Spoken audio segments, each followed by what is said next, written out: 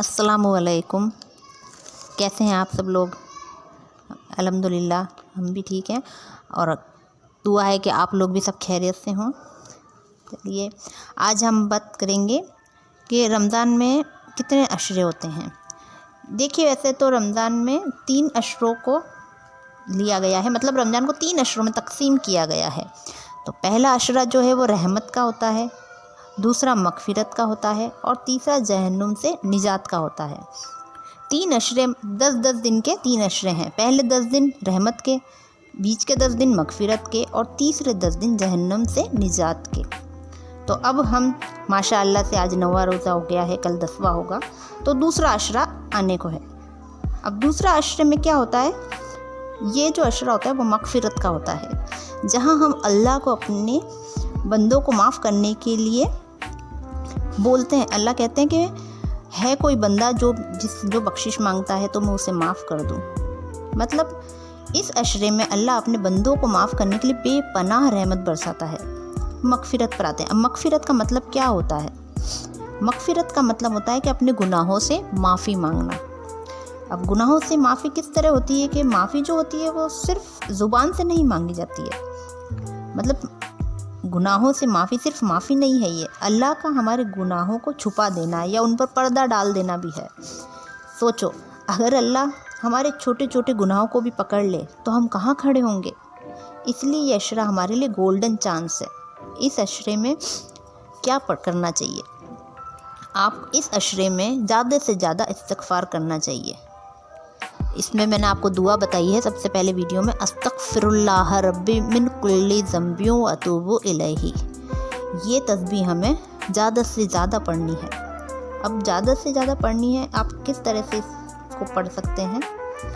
देखिए आप इसको जैसे हर नमाज के बाद 100 बार अस्तग़फ़िरुल्लाह पढ़ लीजिए, फिर सहरी के वक्त, इफ्तार के वक्त, रात को सोने से पहले, मतलब जब भी आप फ्री हों आप ये तस्बीह पढ़ते रहें।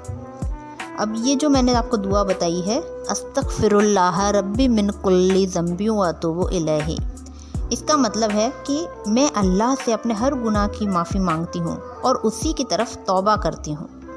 इसका ये मायना है। तो ये जो है हम पढ़ रहे हैं दुआ, ये सिर्फ ज़ुबान से नहीं दिल से भी पढ़नी है, मतलब दिल से सच्ची तौबा करनी है। अब सच्ची तौबा का तरीका ये होता है कि मतलब हम जो गुनाह हमने किए हैं उस पर हमें शर्मिंदगी भी हो और अल्लाह से हम माफ़ी मांगें उसके लिए, और दोबारा वो गुनाह ना हो, दोबारा वो गुनाह नहीं करने का पक्का इरादा कर लें और सच्चे दिल से माफ़ी मांगे तो इंशाल्लाह ज़रूर कबूल होगी, क्योंकि अल्लाह हमारा गफूरुर रहीम है।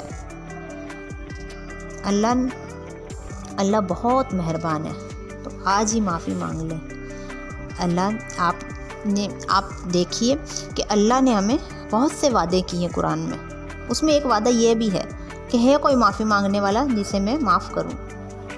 मतलब ये हमारी हदीस में भी आया है कि जो शख्स तौबा करे और ईमान लाए, अच्छे काम करे, तो अल्लाह उसकी बुराई को नेकियों में बदल देता है।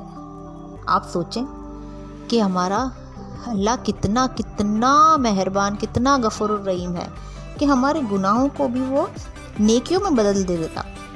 मतलब इतना रहीम है वो, इतना रहीम है कि हमने तो गुनाह किए हैं, हमने तो गुनाह बहुत सारे किए हैं, हमारा बाल गुनाह में है, और अल्लाह हमें उसके बदले में नेकियां देने को तैयार है। तो फिर हम क्यों नहीं माफ़ी मांगते, क्यों नहीं तौबा करते?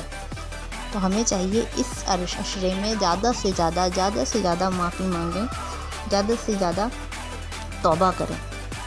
एक हदीस में ये भी आता है कि अल्लाह खुद फरमाता है कि ऐ मेरे बंदों, जिन्होंने अपनी जानों पर जुल्म किया है या ज्यादती की है, तो अल्लाह की रहमत से मायूस ना होना, बेशक अल्लाह तुम्हारे तमाम गुनाह माफ़ कर देता है।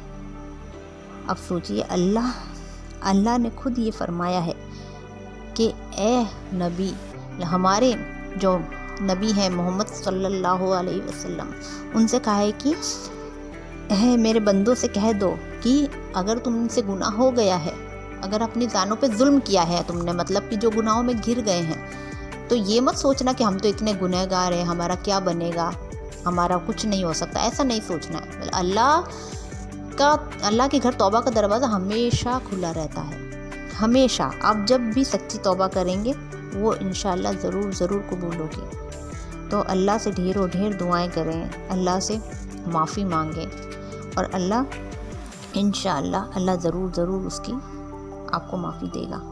اور میں صرف یہ ویڈیو بنانے کے لیے نہیں کہہ رہی ہوں، میں بھی بہت گنہگار ہوں، میں نے بھی بہت سے گناہ کیے ہیں، تو اللہ مجھے بھی معاف کرے۔ اور یہ ویڈیو بھی آپ زیادہ سے زیادہ شیئر کیجیے گا تاکہ کسی اور کو بھی اس کا مطلب توبہ کرنے کی توفیق ملے۔ اگر ان کو توفیق ملتی ہے تو یہ میرا ویڈیو جو ہے وہ میرا مقصد کامیاب ہو گیا ہے۔ تو آپ سے سب سے یہی گزارش ہے کہ آپ بھی زیادہ سے زیادہ توبہ کریں، استغفار کریں، اور اسے آگے زیادہ سے زیادہ شیئر کریں تاکہ سب لوگ اس کا فائدہ اٹھا سکیں۔ اور رمضان جو ہے، رمضان کی برکتیں اللہ سب کے گھروں میں اللہ رمضان کی برکتیں دیں اور سب کو نیک توفیق دے نماز پڑھنے کی۔ میں ہمیشہ یہی کہتی ہوں کہ نماز سب سے بڑا وظیفہ نماز ہے، تو نماز قائم کریں، نماز قائم کریں گے، ہر نماز کے بعد توبہ کریں۔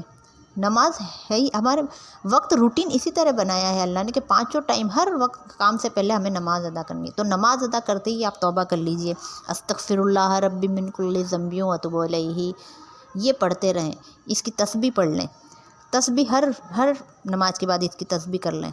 تو ایک تسبیح آپ پڑھیں گے تو ایک ٹائم اگر تسبیح پڑھیں گے تو 100 بار ہوگی، تو 5 بار کریں گے تو 500 بار ہو جائے گی۔ اسی طرح آپ جب بھی فری ہوں اور چلتے پھرتے آپ یہ مغفرت کی دعا مانگتے رہیں، اور یہ مغفرت کی دعا سب کو سینڈ کرے، سب کو، تاکہ اگر کوئی نہیں جانتا ہے اس بارے میں تو اس کو بھی پتہ چل جائے۔